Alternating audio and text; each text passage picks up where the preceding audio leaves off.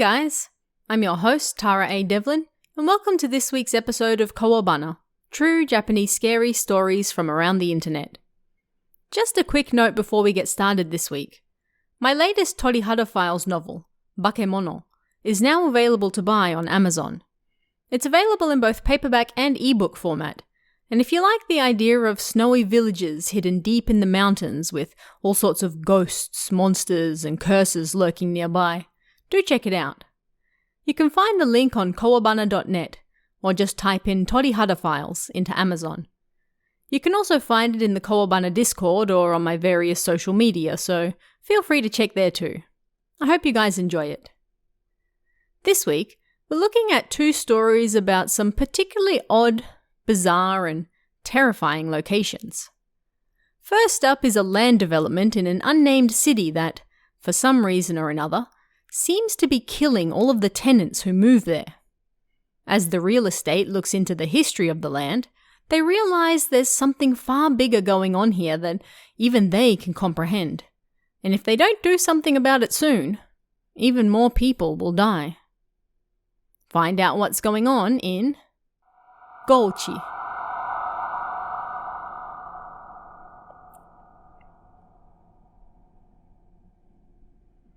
This happened in a certain new residential area.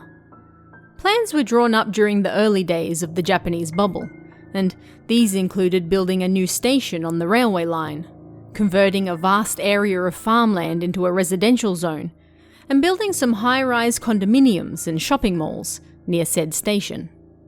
However, the bubble soon burst, and although a good amount of housing had been built around the station, the construction of high-rise condominiums and shopping malls was halted, and so the city became a mismatch of residential areas with farmland and vacant lots in between.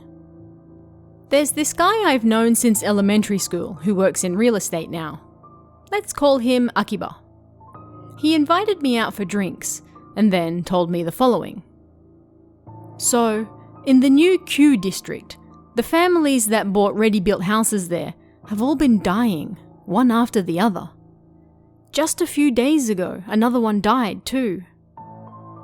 The new Q district was inside that residential area, and it was called that because it was a new district inside Q town. As for how they died, Akiba said, everything was fine for about a year or so after the lots were sold.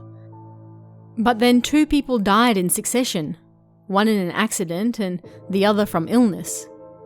Then, about a month after that, 4 died in a car accident. I mean, it could be a coincidence, but less than 3 months after that, 2 more people died. One in an accident and one from illness. Sure, some of them were elderly, but it's weird, right? Of the roughly 30 houses in the area, apparently almost half of them had held funerals in the last 6 months. That really was weird. Now everyone in the area is worried that the place might be cursed. We've had numerous complaints, and you like these types of scary stories, so I figured I'd ask you about it. He was right. I did love scary stories, but it wasn't like I could see ghosts, nor could I carry out a cleansing or an exorcism. But I was curious, so I asked him a few questions about the whole thing. Was there any history with those lots you sold? I don't know the full details, but I don't think so. Did you perform a ceremony to cleanse the building site first? Of course we did. And the priest at the time didn't say anything. I wasn't there, so I don't know. Are these successive deaths only happening in that one area? That's right. The people who lived there beforehand didn't say anything? I haven't heard anything in particular, no. Do the people who died have anything in common?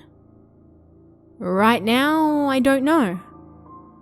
Did your father's death have anything to do with this? I have absolutely no idea. Akiba's father had died exactly 1 year prior due to cancer. He hadn't even turned 60, making his death rather early in modern terms. His father was the company president when those lots were sold, and he died shortly thereafter. He had been in fine health up until that point, but then one day he suddenly couldn't stand up, and when he was taken to the hospital, they discovered a large tumor in his head. Not even 3 months later, he was dead. The cancer had already spread throughout his body. I attended his funeral, of course. Akiba succeeded his father after that, but because he had been dealing with the other lots at the time that these ones were sold, he knew little about them. I told Akiba that he would be better off talking to the priest who performed the land purification ritual than me, but then he said, "That priest is dead." "Huh?" I said before I could stop myself, but even as I tried to think about matters with a clear head, it was terrifying. "The priest was rather old though," Akiba said. "I did think about asking the chief priest of the temple that our family belongs to, but he's kinda shady, and we don't really see eye to eye. Do you know anyone I could ask to perform another purification ritual?"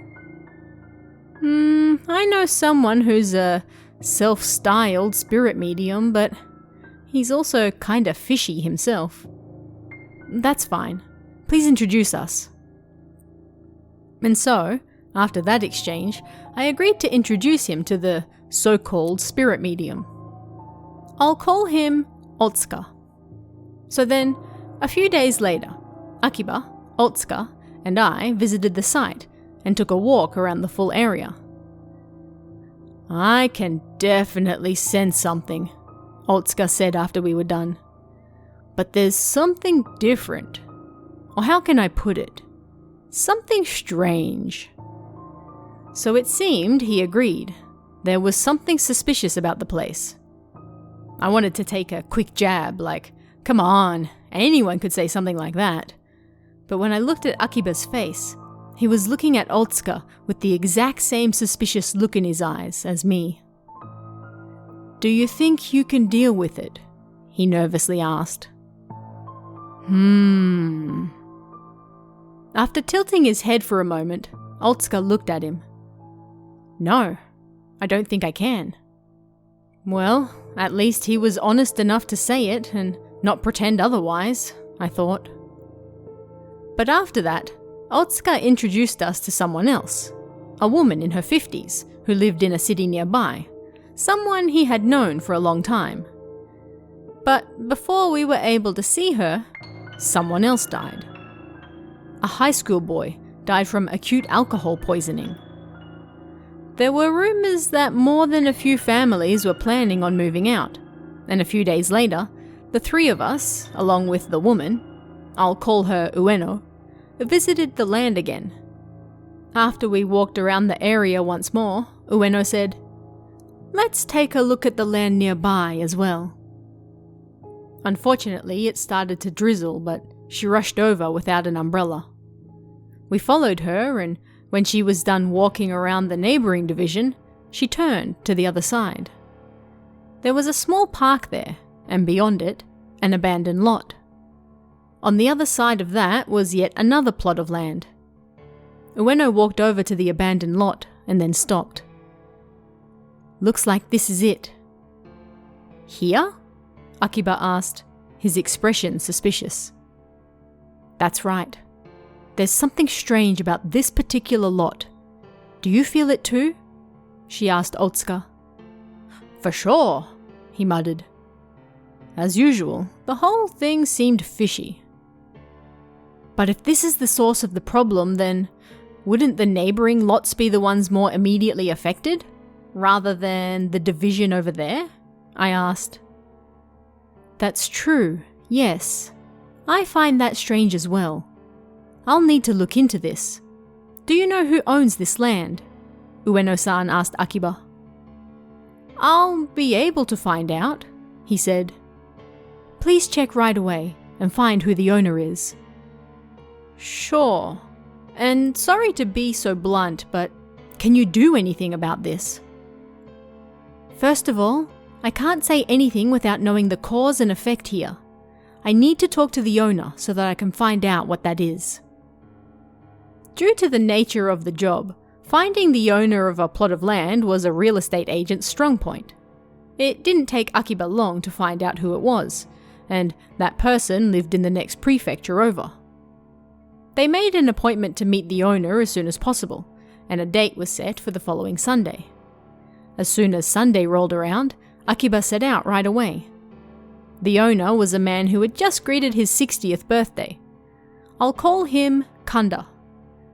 I had work, so I was unable to go, meaning that Akiba and Ueno-san went together.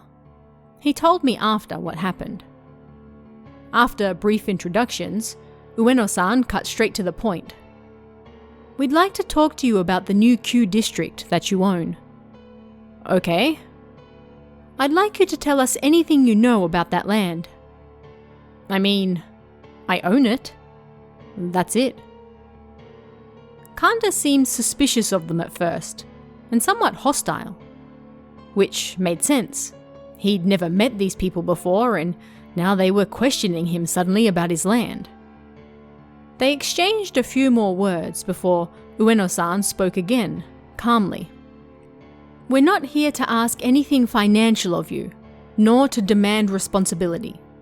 However, while it might be a little difficult to believe, there is the possibility that people's lives have been lost because of that land. And so, we would appreciate it greatly if you could tell us anything about the history of that land, anything at all. I promise that we will never misuse that information, nor leak it to anyone else. Please, we beg of you. At that moment, an elderly woman entered the room. She was Kanda's mother, well over 80 years old, but still in full possession of her faculties. This child doesn't know anything about it, so let me talk. Please. That land is cursed. Kanda's mother then began her story. Allow me to sum it up.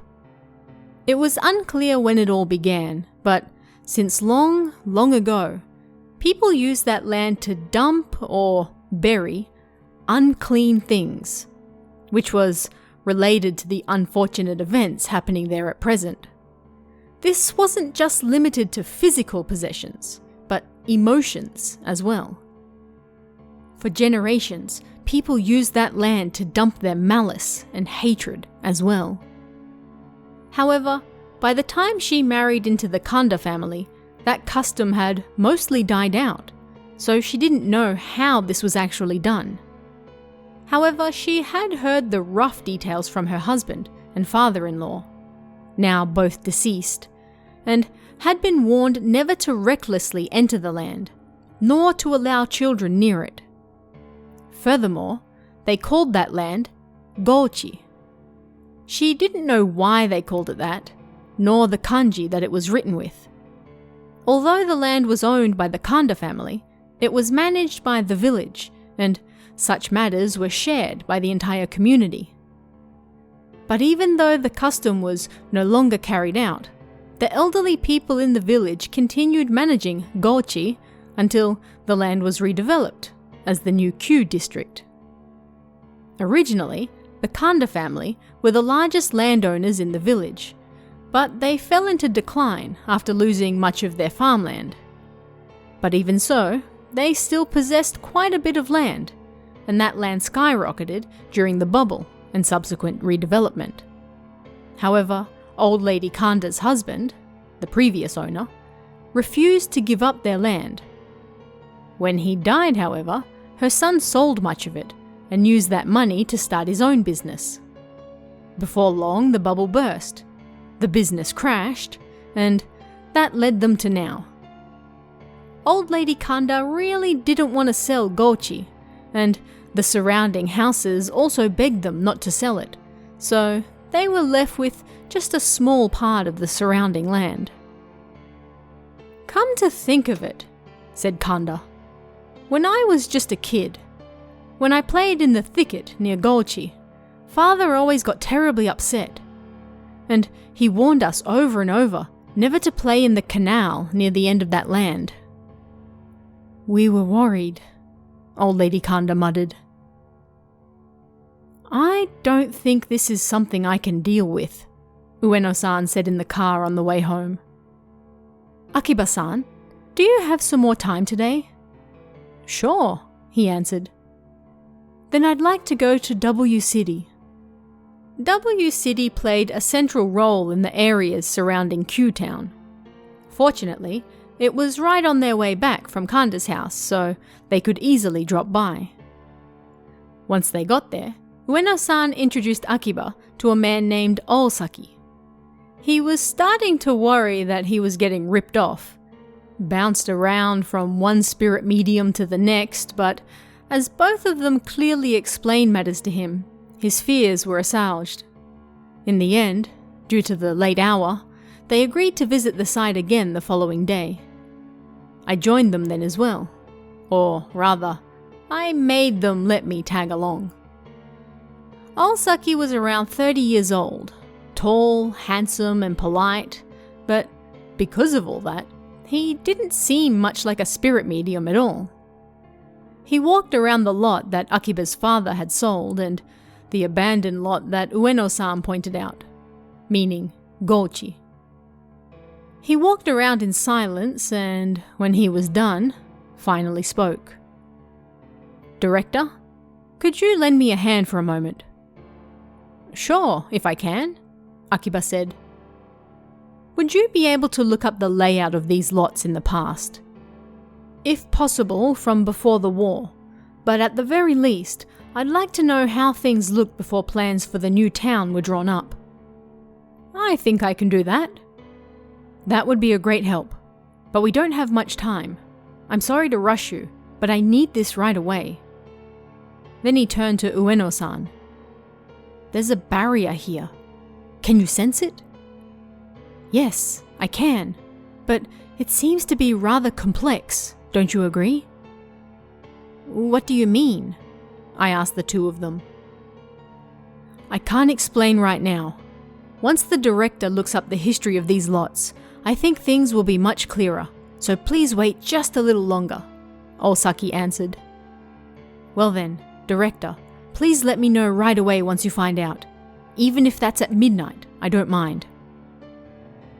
Akiba looked up the information Olsaki wanted first thing the next morning and then contacted him. Olsaki asked him to fax the information over, so he did.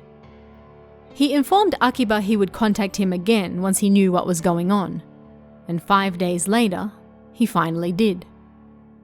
During that time, Olsaki looked into the history of the area himself, spoke to Old Lady Kanda, and visited people who had lived in the new Q district since long ago. Thankfully, nobody died during that time. That evening, Olsaki, Ueno-san, Akiba, myself, Otsuka for some reason, and a 70-year-old man by the name of Shibuya-san gathered in Akiba's office. Olsaki had invited this Shibuya-san, and apparently he had lived in the new Q district for many years. Olsaki started speaking. First, what does Gouchi mean, and what characters does it use? In general, you might think that it uses the characters for countryside and land, or more pertinent to our situation, the characters for karma and land.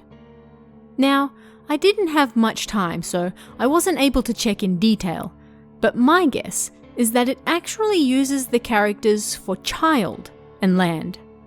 And so, as the characters would suggest, it means a small child.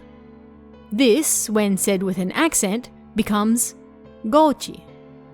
Or, there's a good chance that it's said with an accent on purpose. Olsaki then turned to Shibuya. Well then, won't you please share your story with us? As you already know, that land was used by people who abandoned their demons and troubles there. As for why, there's a legend that has been passed down over the years, although I don't know whether it's true or not. Have you heard the term ostracism before? To summarize his story, since at least before the Meiji era, there was a family in that area that was ostracized from the rest of the village. There was a series of natural disasters around that time, and the ostracized family was struggling to survive. They begged for forgiveness from the village, but they were the ones who were ostracized, and so the problem lay with them. They were asked to prove that they had turned over a new leaf and show their sincerity.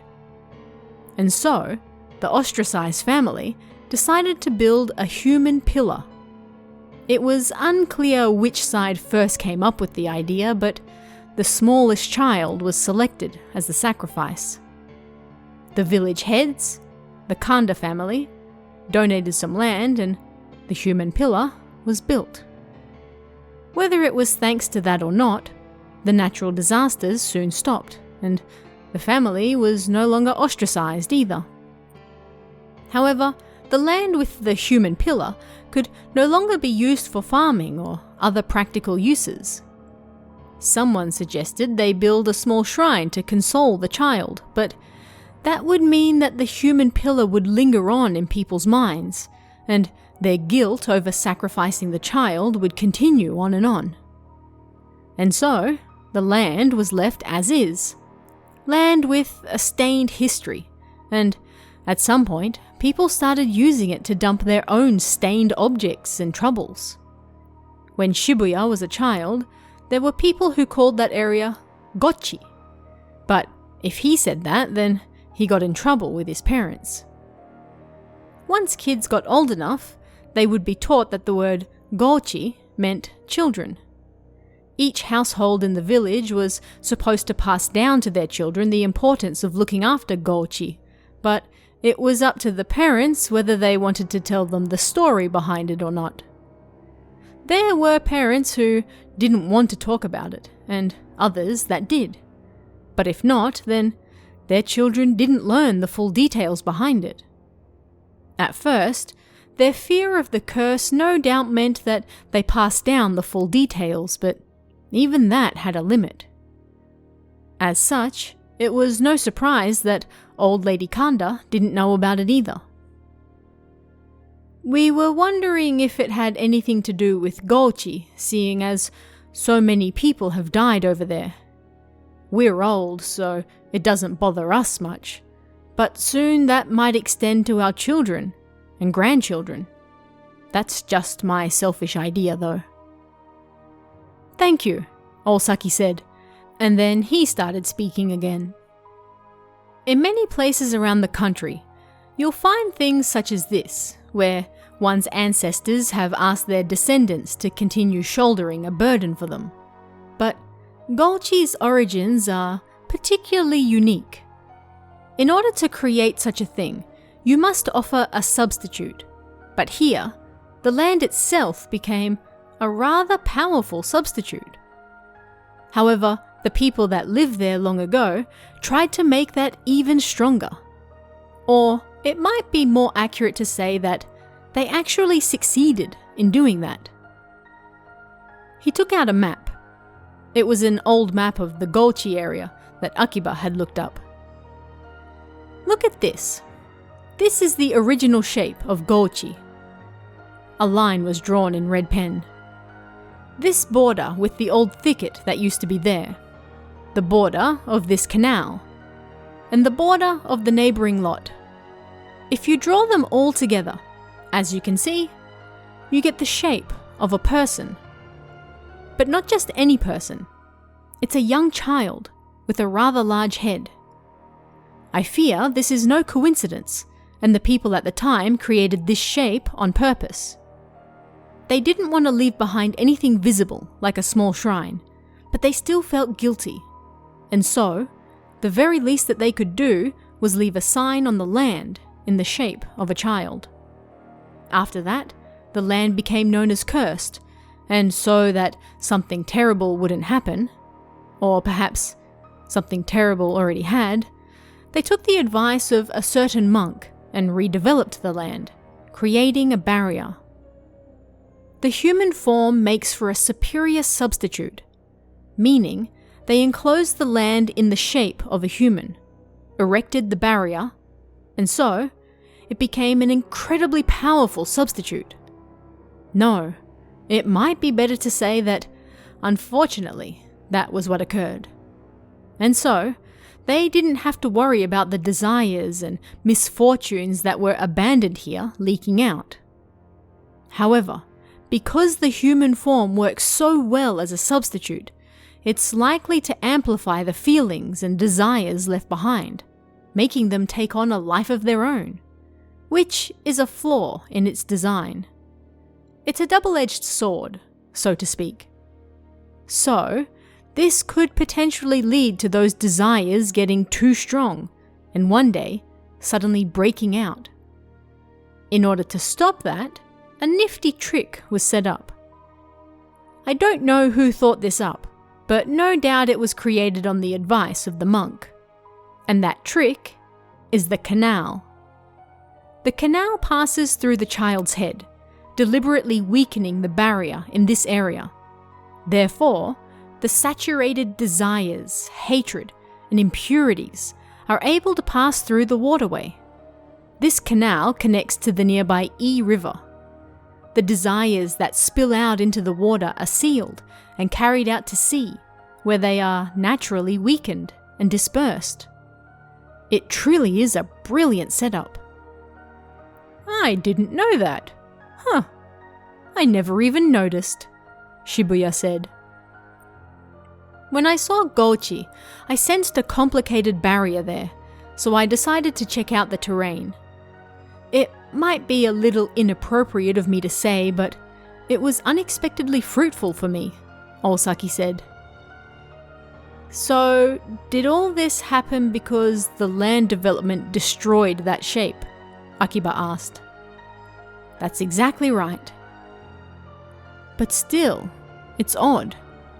If so, wouldn't it have affected the lots directly next to Gouchi? Why is it all concentrated here?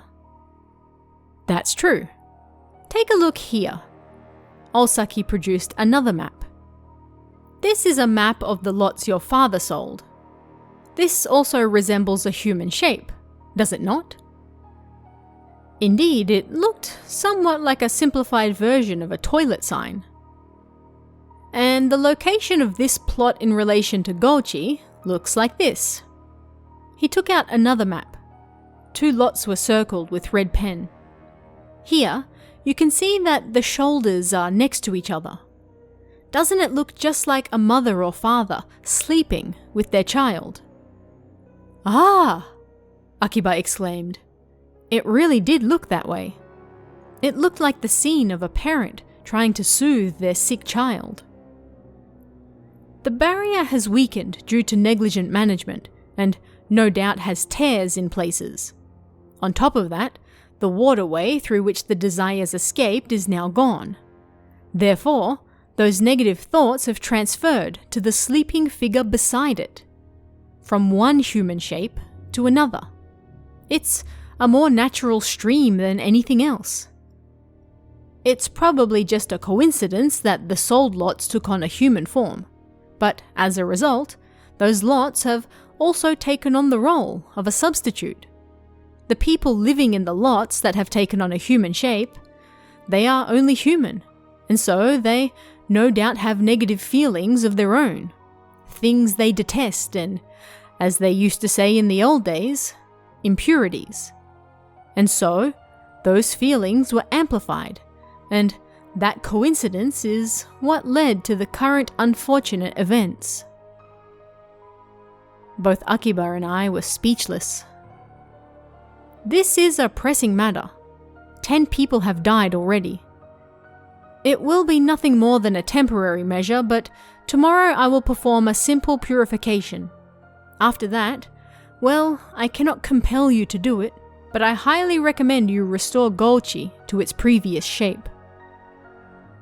According to Osaki, the death of Akiba's father had nothing to do with the lot.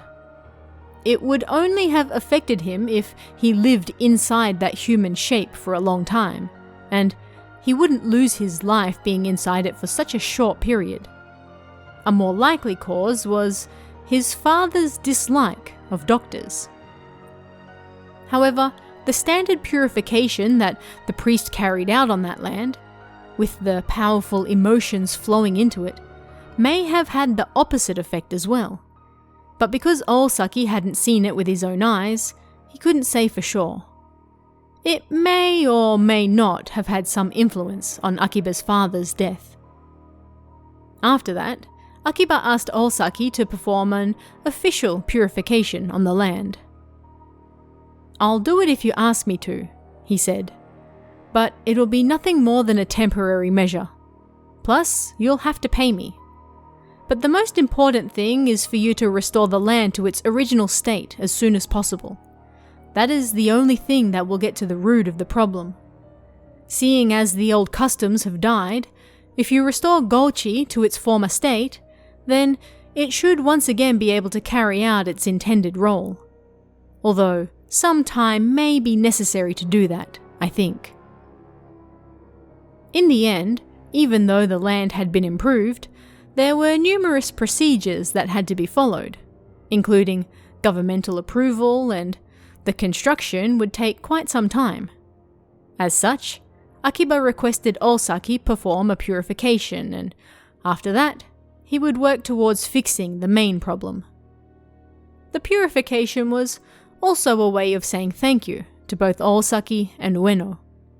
Oosaki took the lead in the ceremony while Ueno assisted him.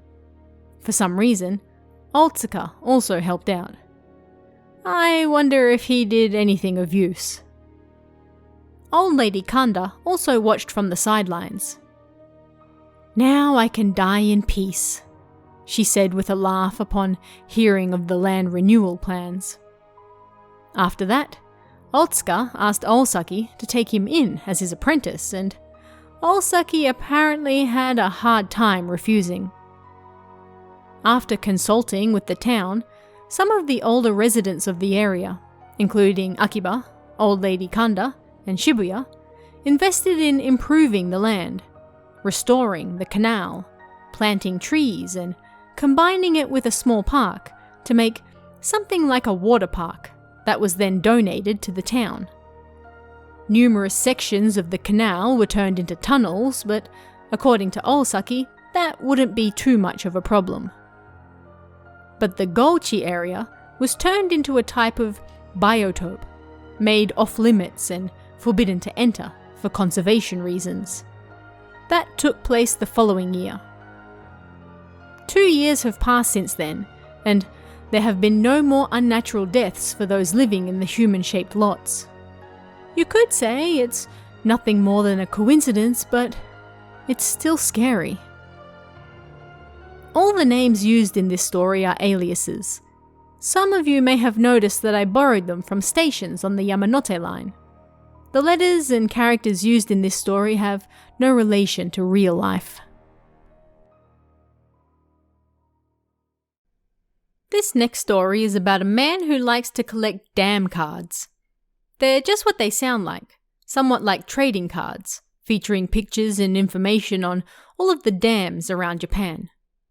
While on a trip to pick up a few of these in Gunma Prefecture, the man finds himself lost in the mountains, and it's not long until he realizes that something is terribly, terribly wrong.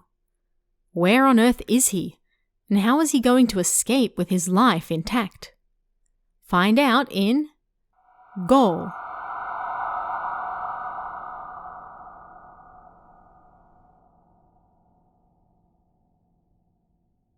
I collect dam cards, and today I visited a dam in Minakami City, Gunma Prefecture.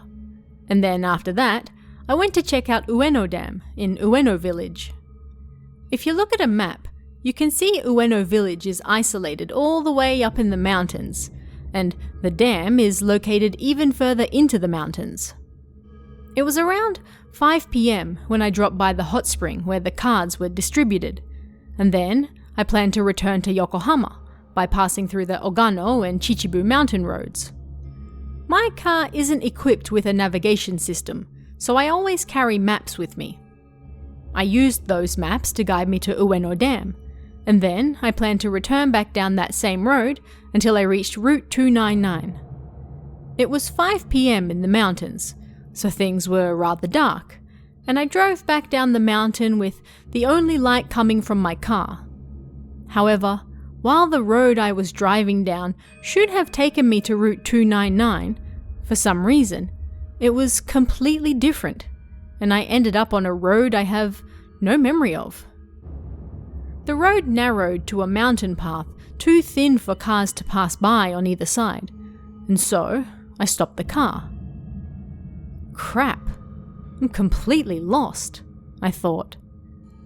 But my surroundings were pitch black and I couldn't see any landmarks. A light rain fell, so I couldn't even use the stars to position myself. And even with the maps, I had no idea where I was. There was nothing else I could do, so I got back in the car to return to the hot spring, when I saw a small sign on the side of the road. Nani Nani District, this way. The name had disappeared, so I couldn't read it, but thinking that the road might lead me to a village, I turned in the direction of the arrow and drove down it. There was a single white car ahead of me, so I followed it. As I got closer to it, that white car started to pick up speed, and even though we were on a narrow mountain road, it started going about 60 kilometers per hour. I continued following it, thinking it might be someone from the village, and as I looked in the rearview mirror, I saw another car behind me. Considering there was a car in front of and behind me, and both were driving rather fast along this narrow road, I assumed they had to be from the village and we would reach it soon. But instead, we just kept driving, and as we climbed higher and higher, there was no village in sight. I looked at my watch, and it was already nearly 6 p.m. An hour had passed since I got lost, and looking at the fuel gauge, it had dropped quite a bit. Since I had been following the white car ahead of me, I didn't know the way back down, and so I was forced to continue following it. I felt like I'd been driving forever in the darkness, and something didn't feel quite right, so I turned the radio on. Noda Mikiko's Taiyo, Kami-sama, Shounen was playing, and it was a song that I used to love as a boy, so I relaxed somewhat. And that was Taiyo, Kami-sama, Shounen, which you're no doubt familiar with from the television commercials that it's now appearing in, the radio personality said when it was finished. Now? But that song came out 30 years ago, I thought. And then, the radio personality announced the name of the person they were interviewing. But it was someone who was already dead. Shit, this is no good, I thought, starting to panic. I decided to give up on the car in front of me and the village and return on my own somehow. I looked around carefully for any signs, and up ahead, I saw a sign with an arrow and the words, Mount Osutaka. Mount Osutaka. That was where the plane crashed and over 500 people on board died. The song on the radio, the dead personality, and Mount Osutaka, the site of that horrific accident. Instinctively, I knew I shouldn't keep going, and so I pulled over on the shoulder of the road and let the car behind me go past. At that moment, I saw the number plates of both the cars in front and behind me. They ended in 49 and 42, respectively. But they were numbers that the Land Transport Bureau weren't supposed to use. Were those two cars really there? Or was I seeing things? Either way, I knew I shouldn't continue driving up the mountain. Generally, when you're in distress, it's standard practice to keep going up a mountain, but I really did not want to head towards Mount Osutaka. Should I stop the car and wait for dawn, or should I risk losing even more fuel and try to find my way back? I got out of the car, but it was too dark to see anything without the car lights on. Of course, my phone was out of range as well. Thinking about everything that had happened up until that moment, I must have found my way into some strange world. Oh yeah! Troubled times called for the Heart Sutra, I graduated from a Buddhist high school, so I knew how it went. But for some reason, the words that usually came so easily were nowhere to be found. Impossible. There was no way I'd forget them. I could chant the Heart Sutra in my sleep. There was no way I'd forget it. The song on the radio, the dead personality, the number plates that shouldn't exist, forgetting the Heart Sutra. Something was clearly wrong. If I had found myself in a strange world, then there was a good chance that even if I waited on the spot, dawn would never come. I didn't know what would happen, but I decided to go back the way I came. Suddenly, I saw an old man on a bike in my car headlights. It was an old red CB 750. Not only that, but the old guy's dark face was familiar. His face was darker than that of Go Hiromi, and even darker than Shimada Yohachi. 10 years earlier, I got sick at work and tried to commit suicide at the workplace. I was taken to the hospital right away, and after my attempt, I saw that very same man in a daydream. He beckoned me while sitting on his bike.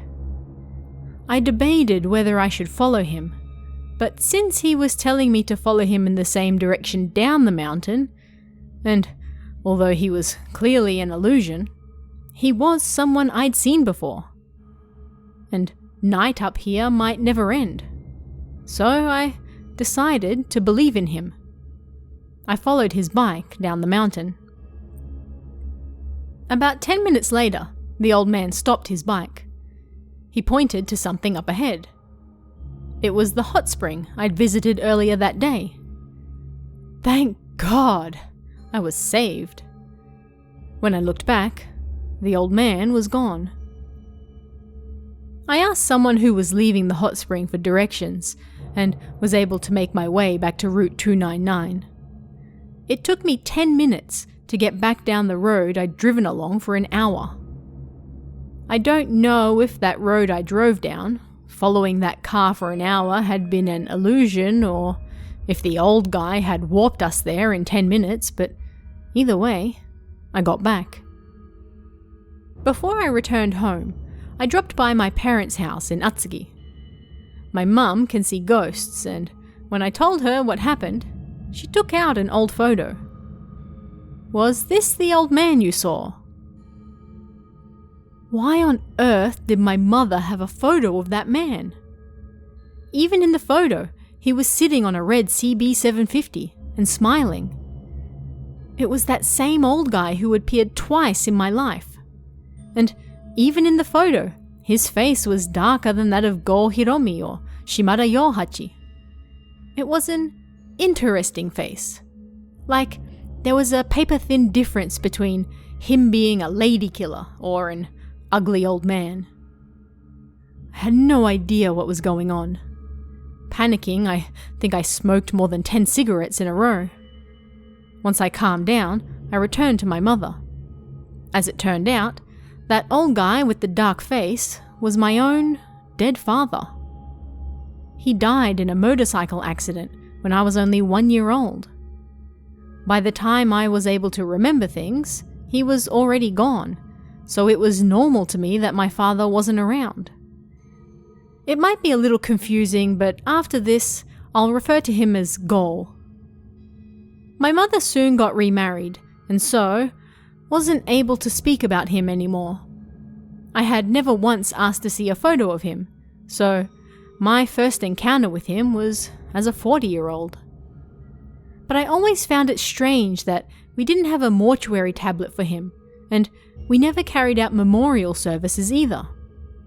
This might be my only chance to ask her about it, so I asked my mother why. Like me, Go lost his father at a young age. He was raised by his mother, but only 2 years after he got married, he died in an accident. For Go's mother, this was the final straw, and having the family she thought she'd finally gained torn out from under her, she snapped.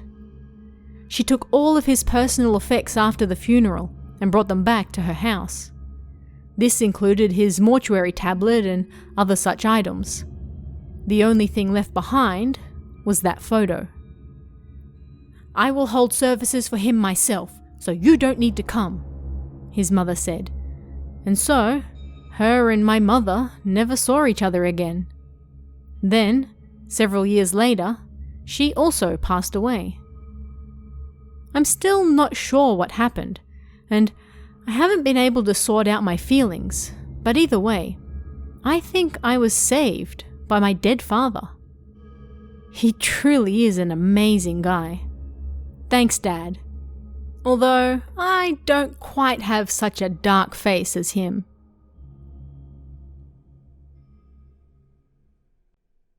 Another big shout out and thank you to this week's Kami tier member, Jojo. It's thanks to your support, along with everyone else, that I'm able to keep doing this show. So thank you very much. I really appreciate it. Don't forget to check out the latest Torihara Files novel, Bakemono, available on Amazon right now. And if you'd like to chat about this week's stories, don't forget to join us in the Kowabana Discord. You can find that link in the description or on kowabana.net. You can also check out our Patreon at patreon.com/TaraADevlin for exclusive bonus stories and extras, or our YouTube channel at youtube.com/KowabanaJapan for all sorts of Japanese horror you won't find anywhere else. Thanks guys, stay safe, and I'll see you again next time for even more Kowabana, true Japanese scary stories from around the internet. Want even more scary stories? Head over to kowabana.net for new translations every week. You can also join our Patreon for exclusive stories you won't find anywhere else. Head over to kowabana.net now.